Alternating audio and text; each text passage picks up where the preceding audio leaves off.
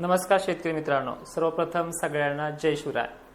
जवळपास आजच्या संध्याकाळपर्यंत काही जिल्ह्यांची व्याप्ती ही पूर्ण होण्याचा अंदाज आहे आणि छत्रपती संभाजीनगर, भोकरदन, जाफराबाद, बुलढाणा जिल्हा ते अकोला, अमरावती, परभणी सुद्धा, त्याचबरोबर हिंगोली, वाशिम, यवतमाळ पर्यंत तर नागपूर, चंद्रपूर सुद्धा आज मध्यरात्रीपर्यंत पुन्हा येणार आहे। दुपारनंतर 2:30-3 वाजता काही ठिकाणी पावसाला सुरुवात होईल। तो भाग म्हणजे पश्चिम महाराष्ट्र, खानदेश आणि विदर्भ, उत्तर मराठवाडा, बीड जिल्हा, लातूर जिल्हा, त्याचबरोबर शहागड, अंबर, गेवराई पट्टे या भागांमध्ये व्याप्ती अजूनही 40 ते 60% मजल मारते। आजही ते ठिकठिकाणी पावसाला सुरुवात होईल, पण या भागाच्या 100% पेरण्या ज्या आहेत त्या अजूनही 1 दिवस प्रतीक्षा लागणारच आहे, कारण की या भागांमध्ये मान्सूनचे वारे चांगले प्रचंड वेगाने वाहत आहेत।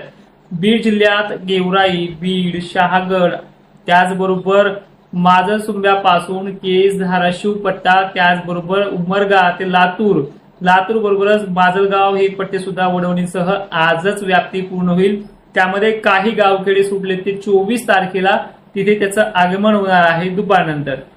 जवळपास महाराष्ट्रामध्ये 25 तारखेपर्यंत पेरण्या ह्या आटोपतील अशी पद्धत ह्या 2 दिवसाची आहे आणि आज सुद्धा 23 तारखेला तोच धडाका, तोच जोर, तीच पद्धत पावसाची ही मराठवाड्यामध्ये आणि विदर्भ, खानदेशामध्ये आजही आगमन करते। थोडं सविस्तर प्रमाणे पाहूयात। आज नाशिक जिल्ह्यामध्ये बऱ्याच ठिकाणी पाऊस आगमन करणार आहे। मालेगाव, धुळे, जळगाव मध्ये सुद्धा आजचा प्रभाव आहे। अहिल्यानगरमध्ये कालच्या तुलनेमध्ये आज चांगली वाढ होणार आहे। छत्रपती संभाजीनगरमध्ये सुद्धा राहिलेल्या गावांना आज आगमन होईल।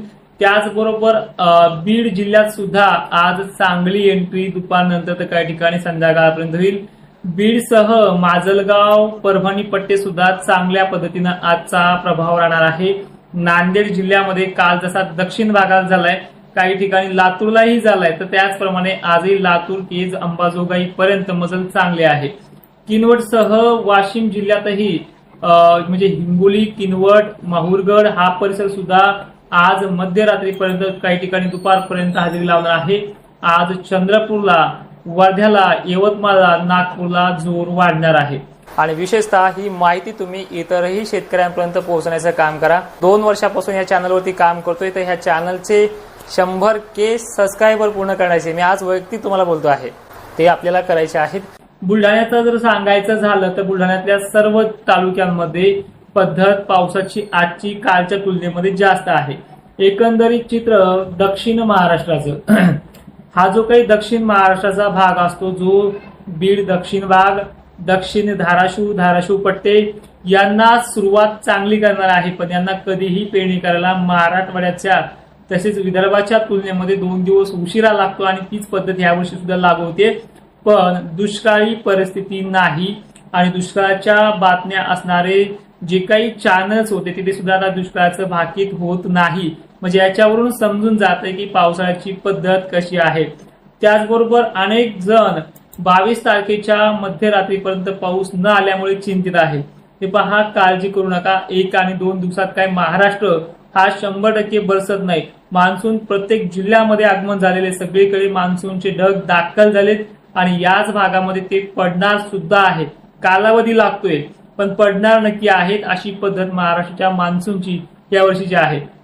तर ठीक आहे, 23 तारखेचं समजलंय आजचं तुम्हाला की विदर्भामध्ये, पश्चिम महाराष्ट्रामध्ये आणि खानदेशामध्ये जोर जास्त आहे, तर मराठवाड्यामध्ये कालच्या पेक्षा व्याप्ती वाढणार आहे। त्याचबरोबर 24 तारीख सुद्धा महाराष्ट्रामध्ये चांगला प्रभाव टाकणार आहे, ज्यामध्ये रेग्युलरिटी जर पाहिली आपण तर मराठवाड्यातल्या जवळपास सर्व जिल्ह्यांची राहणार आहे। यामध्ये काही ठिकाणी मध्यम तर काही ठिकाणी मुसळधार पद्धत देखील आहे। छत्रपती संभाजीनगर, बीड, जालनाचा समावेश उद्या सुद्धा 24 तारखेला आहे। पावसाचं सातत्य विदर्भाला मात्र प्रचंड प्रमाणात राहणार आहे। विदर्भाचे एकंदरीत सर्व जिल्ह्यांना उद्यापर्यंत एकही गाव सुटेल अशी शक्यता मॉडेलनुसार दिसत नाहीये। सगळ्यात महत्वाचे अजून एक सांगतो की बऱ्याच शेतकऱ्यांना माझे अंदाज आवडतात, पण ते लाईकच्या माध्यमातून कळतं की 2000 शेतकऱ्यांना ते आवडतात। तर तुम्हाला माझे अंदाज आवडत असतील तर लाईक करा, कारण की बऱ्याच शेतकऱ्यांपर्यंत ते मेसेज पोहोचतो। महाराष्ट्रात 25 तारखेपर्यंत पेरण्या पद्धत जी आहे ती आटोपतील, त्यामध्ये सर्व जिल्ह्यांचा समावेश विदर्भ आणि मराठवाड्याचा आहे। एकंदरीत परिस्थिती जर आपण पाहिली तर महाराष्ट्रामध्ये आणखी 12 ते 13 दिवस पाऊस थकून आहे. म्हणजे हा जो चालू आहे कालपासून, काल नेमकंच आगमन झाले दुपारनंतर आणि रात्रीपर्यंत त्यांनी बराचसा महाराष्ट्राचा उत्तरेकडील, पश्चिम महाराष्ट्रातील आणि विदर्भातील भाग घ्यायला चांगल्या पद्धतीने सुरुवात केली. काही ठिकाणी वाहुनी चांदणीतून पेंडवलतापर्यंत मजल मारली आहे. पण आजच्या 23 तारखेला त्यापेक्षाही थोडी 1.5 ते 2 पट वाढ आहे. नंतर 24-25 ला ही वाढ 80% पोहोचते आहे. म्हणजे जवळपास ह्या 22 तारखेपासून झालेलं स्टार्टअप हे 4 जुलैपर्यंत लगातार आहे. रोज महाराष्ट्रामध्ये भाग बदलत ते अति चांगल्या पावसाचं नियोजन हे महाराष्ट्रामध्ये सातत्यानं होत राहील. आता सगळ्यात महत्वाचं 22-23 पूर्ण पडू द्या, मग पेरणीचा निर्णय घ्या, हे वक्तव्य आपलं वारंवार होतं. शासनाने जोपर्यंत तुम्हाला पेरायला सांगितलं नाही तोपर्यंत आपल्याकडनं सुद्धा पेरणीचा कुणालाच सल्ला नाही. त्याचबरोबर पेरणीचा सल्ला ह्या वर्षी कुणाला देणारही नाहीये. कारण की वातावरण थोडं कमी झालं की निराशा आणि धीर धरावेपणा अनेक शेतकऱ्यांच्या मनामध्ये नसतो. निगेटिव्हिटीचं तोंड बंद झालंय कालपासून, पुन्हा उद्याकडे उडतील ते, त्यात काही विषय नाहीये. पण जे सातत्य आहे पावसाचं, हे सातत्य गेल्या वर्षीच्या तुलनेमध्ये हे चांगलं राहणार आहे. कमीत कमी 12 दिवस तरी 4-5 जुलैपर्यंत.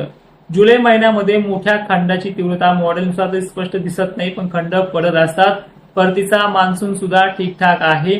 आणि जाता जाता एवढं सांगेन, माहिती शेवटपर्यंत पाहणाऱ्या शेतकऱ्यांचे धन्यवाद आणि ही माहिती सर्व शेतकऱ्यांना पाठवण्याचा प्रयत्न करा. जय शिवराय.